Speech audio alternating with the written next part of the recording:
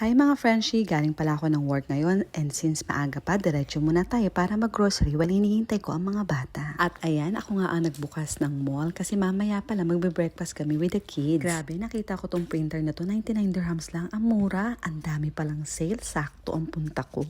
Favorite ko talagang grocery place itong Carrefour. Ewan ko ba, pero kampante ako dito mag-grocery.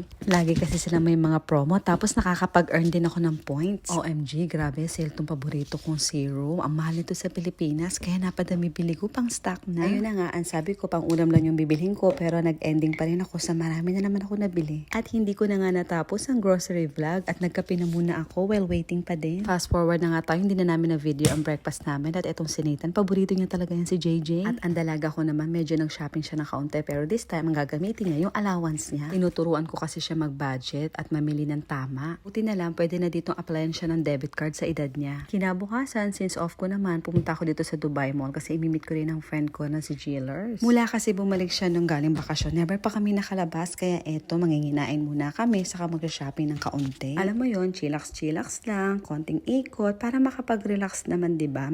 Makapag-distressing. Bayan. At ito pala ang isa sa mga paborito kong sandwich, ang avocado toast. So yummy. At syempre, since ang ganda ng ilaw dito at nansalamin, huwag natin palagpasin na hindi makapag-OOTD. Ayan, o diba? Pak.